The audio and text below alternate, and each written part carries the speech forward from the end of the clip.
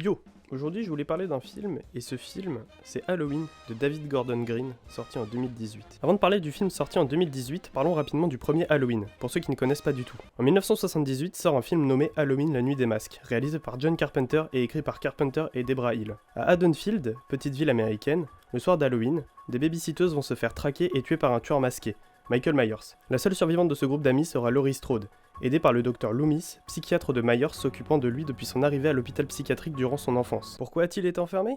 Voici la réponse. Dans la scène d'ouverture du film, qui est un plan séquence en vue subjective, Michael Myers assassine froidement sa sœur Judith alors qu'elle vient d'avoir un rapport avec son petit ami. La scène se termine avec la caméra quittant le point de vue de Michael et dévoilant qu'il ne s'agissait que d'un simple enfant. Si je parle du premier Halloween pour commencer, c'est parce que le film de 2018 en est la suite directe. Il oublie les films sortis après 78 et se place comme une véritable suite et donc traite plus ou moins les mêmes thèmes que le film auquel il veut faire suite. Parce que Halloween, en plus d'avoir démocratisé le genre du slasher, d'avoir créé l'un des personnages les plus emblématiques de l'histoire du cinéma avec un simple masque de William Shatner modifié, aborde des thèmes vraiment super intéressants. Les victimes de Michael Myers sont principalement des jeunes adolescentes en pleine découverte des garçons et donc de tout ce qui va avec, l'alcool et la fête du slip notamment. C'est pas pour rien. Il y a une envie de donner à Michael Myers l'aura d'un système, d'une menace plus grande qu'un simple homme décidant de tuer des gens. Michael Myers c'est plus que ça. C'est une silhouette, une idée qui frappe ceux qui ne rentrent pas dans les rangs du patriarcat. Oups, j'ai dit le mot qui fait peur. Et oui, parce que je peux pas vraiment tourner autour du pot bien longtemps, Michael Myers est une figure des oppressions, du patriarcat et plus simplement d'un mal immatériel qui plane sur les personnages du film. Halloween de Carpenter a posé des bases solides, un tueur masqué iconique qui représente une idée de société, une atmosphère angoissante et une héroïne extrêmement attachante. Le film a coûté 325 000 $ et a rapporté 70 millions au box-office mondial, ce qui est, on va pas se mentir, une sacrée somme d'argent. Les producteurs ont vite compris qu'ils avaient un filon à exploiter et ne se sont pas retenus. La saga a vu naître en tout 12 films et un 13e est actuellement en tournage avec une sortie prévue pour octobre 2022. Il y a eu des suites, notamment une sans Michael Myers et essayant de transformer la saga en une anthologie autour de la fête d'Halloween, sans continuer avec Myers donc. Spoiler, ça n'a pas fonctionné et Myers a fait son retour dans le film d'après. Il y a eu aussi un reboot réalisé et écrit par Rob Zombie et se concentrant beaucoup plus sur la psychologie des personnages. Et donc parmi ces suites et remakes, il y a un film qui m'intéresse. Halloween est un slasher écrit et réalisé par David Gordon Green, ou plus simplement DGG. Ouais non, personne l'appelle comme ça. Sorti en 2018 et se positionne dans la chronologie comme la seule suite du film de Carpenter, et ignore donc tous les autres films sortis jusque-là. Le film s'ouvre sur Riri et Fifi, deux podcasteurs britanniques arrivant dans l'hôpital psychiatrique où se trouve Michael Myers, pour parler avec lui de la nuit d'Halloween 1978. En arrivant, nos deux protagonistes font la connaissance de Georges Brassens. Ah non, pardon, c'est le docteur Rambir Sartain, psychiatre de Myers et ancien étudiant du docteur Loomis, le psychiatre de Myers dans le premier film. Mais en ce qui nous concerne, ce sera Brassens, parce que ça me fait rire. Les trois font donc connaissance et arrivent dans la cour de l'hôpital. Riri essaie de parler à Michael, ce qui, surprise, ne fonctionne pas. Hello, Michael. My name is Aaron Corey. I've been following your case for years and still know very little about you. I'd like to know more. Le gars, ça fait 40 ans que Myers n'a pas dit un mot et lui, il arrive. Oui, bonjour, je suis britannique, je bois du thé, je mange du pudding. Auriez-vous l'obligeance de parler, très cher tueur en série ? Et après, il fait ça.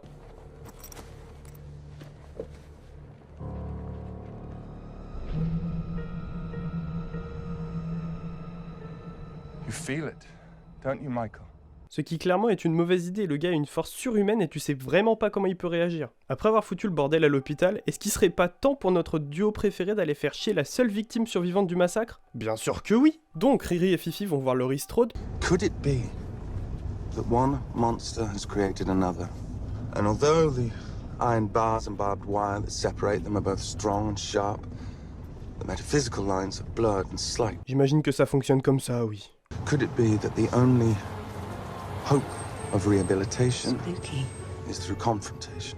Bah non, du coup, tu les laisses tranquilles. Genre, Laurie Strode ne t'a rien demandé, donc tu la laisses tranquille. Sa baraque est barricadée, elle veut voir personne, et encore moins des gens là pour faire du pognon sur son traumatisme. Journalists don't pay for their interviews.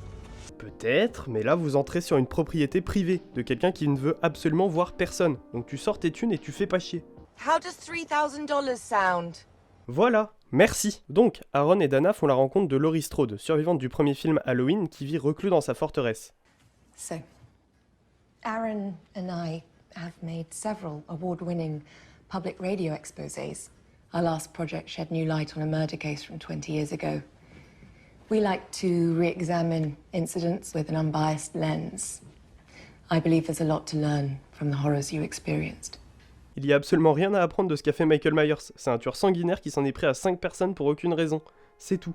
Pas la peine de chercher une raison. Il a tué sa sœur à 6 ans et il le tuera à chaque fois qu'il sera en liberté. Ensuite, Riri et Fifi vont dire des trucs qui font que quand ils vont crever, spoiler, eh ben je vais absolument pas être désolé. 2 failed marriages, rocky relationship with your daughter and granddaughter.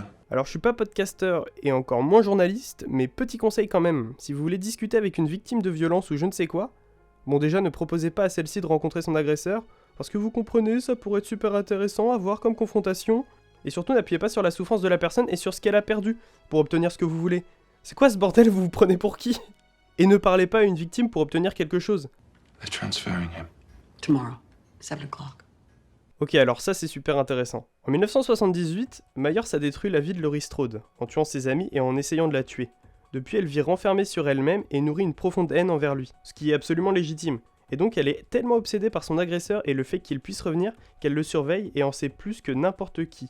Et plus tard dans le film, on verra qu'elle s'entraîne au tir pour encore plus ressembler à Sarah Connor. En une phrase, le personnage de Laurie a été présenté. C'est une femme profondément traumatisée et en permanence sur ses gardes. Mais c'est pas tout. Cette simple phrase, à mes yeux, permet de poser le thème du film, et l'inversion des rôles qu'il y a entre Myers et Laurie. Cette fois-ci, ce n'est pas Myers qui est en contrôle, mais bel et bien Laurie, qui sait quand il va être transféré et donc quand la menace va apparaître. Parce que spoiler, évidemment qu'il va s'échapper. Let's talk about when the state came to take your daughter away. She was 12 years old. They said you were an unfit mother. How long until you regain custody? I didn't. But you already knew that. Espèce de trou du cul, j'hallucine. La meuf accepte que vous veniez chez elle et c'est comme ça que vous la remerciez, en parlant de la garde de sa fille qu'elle a pas eue? We met with Michael. I showed him the mask. It was nothing. No response, nothing. He won't talk to anyone. Never has, but I think he might speak with you. So why don't you sit down with him and say all the things you must be longing to say? Come with us and let us help you free yourself. En quoi? Pourquoi il voudrait parler à une meuf qu'il a essayé de tuer? Le mec n'a pas dit un mot depuis 40 ans. Et puis encore une fois, laissez-nous vous aider à aller mieux, vous en avez rien à foutre de Laurie, le seul truc que vous voulez c'est prendre un point de vue neutre sur la situation. Mon dieu que je les déteste, ces enfoirés veulent faire croire qu'ils sont intéressés par Laurie et son histoire mais passent leur temps à essayer de la manipuler pour qu'elle accepte de faire face à Myers pour discuter et satisfaire leur fascination morbide pour un mec qui tue des gens en portant un masque. Wow. Je viens de capter un truc. Ces deux personnages-là, Riri et Fifi, c'est les spectateurs. C'est une incarnation du public. On a laissé Laurie Strode vivante mais traumatisée à la fin du premier Halloween en 78, et depuis on n'a qu'une seule envie, c'est de la revoir faire face à Myers, dans différentes suites. Les personnages et le public ont la même fascination morbide pour Michael et sa confrontation avec Laurie. On veut pas les lâcher et on veut en permanence qu'ils soient en conflit. Et donc Riri et Fifi sont à la fois les spectateurs en perpétuelle demande de nouveaux films Halloween, mais aussi les producteurs qui eux s'intéressent à ce conflit pour le pognon et faire du sensationnel. Et du coup ça fait un petit commentaire sur les médias qui instrumentalisent les histoires horribles pour faire du sensationnel aussi. Ensuite nous faisons la connaissance de Karen et Allison, respectivement la fille et la petite fille de Laurie Strode, ainsi que de Ray, le papa d'Allison, qui parle de sa bite. Oh man, I got peanut butter on my penis. Ew, Dad. Retenez bien cette information parce qu'elle va être centrale à l'histoire. C'est faux. Karen et Allison vont être centrales dans la suite du film. Forcément, c'est la famille de Laurie Strode, et Allison, plus que sa mère, a une place centrale dans la trilogie de David Gordon Green, puisqu'elle en est presque l'héroïne, comme sa grand-mère dans le premier film. Ah oui, parce que j'ai pas précisé, mais ce film est le premier d'une trilogie, le second étant Halloween Kills, et le dernier Halloween Ends, qui n'est pas encore sorti. Du coup, cette scène permet de présenter les nouveaux personnages centraux de cette nouvelle histoire, les personnages qui vont devoir tenter de tenir tête à Michael Myers. Allison rejoint ensuite ses amis. Does your grandma ever talk about it? Yeah, it's pretty much all she talks about. It defines her life. She's been traumatized ever since. Cette scène illustre très bien, je trouve, la relation que Laurie a avec sa famille, sur le fait qu'elle est absolument isolée de tout le monde, pas seulement de la société, mais aussi de sa propre famille. Comme le dit Allison, sa propre fille ne lui propose même pas de venir à un dîner de famille, parce qu'elle saoule tout le monde à parler de son traumatisme. Je pense que le réalisateur a voulu insérer un petit commentaire social à ce niveau-là, parce qu'il montre que c'est pas cool de mettre de côté quelqu'un parce qu'il est traumatisé par un événement. Si vous avez dans votre entourage quelqu'un qui ne va pas bien, pour quelconque raison, il ne faut pas laisser cette personne s'isoler, quand bien même la raison de son mal-être date d'il y a une semaine, 6 mois, 1 an ou même 5 ans. I mean, that is scary to have a bunch of your friends get butchered by some random crazy person. Is it though? Because all things considered, there's a lot worse stuff that's happening today, and like, I mean, what, a couple people getting killed by one guy with a knife is not that big of a deal. Just shut the fuck up, Dave. J'aurais pas dit mieux. Ah, et un truc un peu plus léger. Wasn't it her brother who, like, cold-blooded murdered all those teenagers? No. That's just a bit that some people made up to make him feel better, I think. J'ai dit en début de vidéo que le film ignore les suites du film de Carpenter. C'est vrai, mais cette réplique permet de faire un petit clin d'œil à Halloween 2, qui révélait que Laurie Strode et Michael Myers étaient frères et sœurs, et que c'est pour ça que Myers en avait après elle. Je trouve que le clin d'œil est cool, le film ne prend pas les autres suites en compte, mais est conscient qu'ils existent. On fait ensuite la rencontre de deux nouveaux personnages, les détestables Cameron, petit copain d'Allison, et Oscar. Lui. Just your two yucky dumpsters, and I want to go diving. Come here. Mwah. Right here, right? Mwah. Mwah. You got your little chap lip crusties all over me, man, so thanks. Vous comprendrez plus tard pourquoi je dis détestable. Commencent ensuite les hommages au premier film, notamment avec ça. Allison, pendant ses cours, se fait observer par quelqu'un par la fenêtre. Ici, il s'agit de Laurie, mais ça fait forcément penser à ce plan du film de Carpenter, lorsque Laurie se fait observer de la même manière par Myers. Personnellement, j'y vois un indice comme quoi Laurie serait autant prédateur que Myers dans le film, en plus de faire un clin d'œil sympa. Et des clins d'œil sympas dans ce style, il y en a quelques-uns, vous verrez. Laurie vient rendre visite à sa petite fille pour lui donner de l'argent que Riri et Fifi lui ont donné, et s'ensuit une conversation. Why can't you?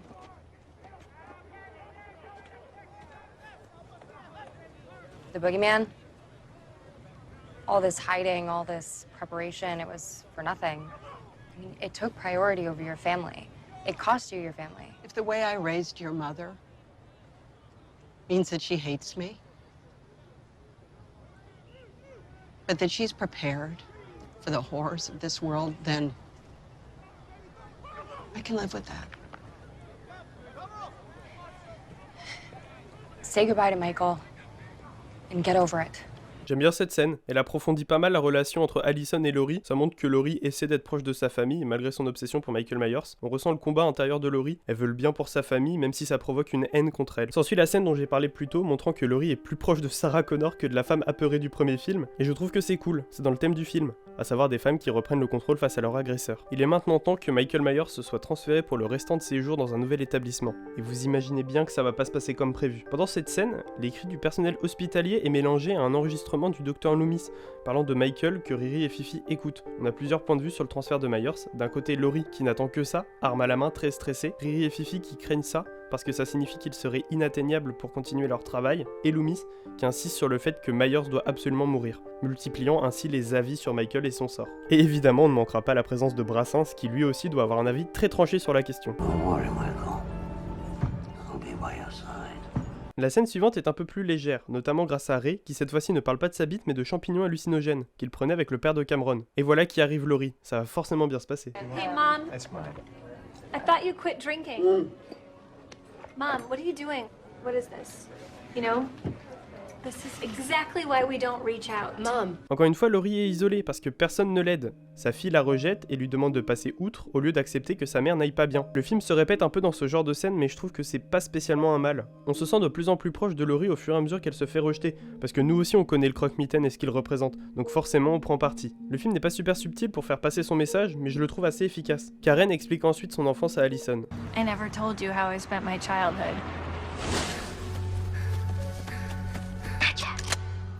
I learned how to shoot a gun when I was 8. I learned how to fight. I had nightmares about the basement. Social services came when I was 12 years old and took me away. I've spent my entire life trying to get over the paranoia and neuroses that she has projected on me. Et c'est la fin de l'acte 1. Les personnages sont présentés, leur relation ainsi que le contexte aussi. Il est temps pour Michael Myers, le croque-mitaine, de s'échapper. Deux figurants, un enfant et son père, sont en voiture la nuit et tombent sur un bus accidenté. Et il s'agit évidemment du bus transférant Myers. What the hell happened to you, Oz? Oh shit. Dad, look. Lumpy, you stay here. I'm gonna make sure no one's hurt. Je veux pas être pessimiste, hein, mais je pense que tu peux dire adieu à ton père. Le gamin sort ensuite de la voiture, entre dans le bus et tombe sur Brassens, lui tire dessus et s'enfuit. Ce qui devait arriver arriva, Myers était dans la voiture et tue l'enfant. La police arrive sur les lieux et trouve Brassens encore en vie. Un carton annonçant la date apparaît, il s'agit du 31 octobre, et donc d'Halloween. Le massacre de Michael Myers recommence.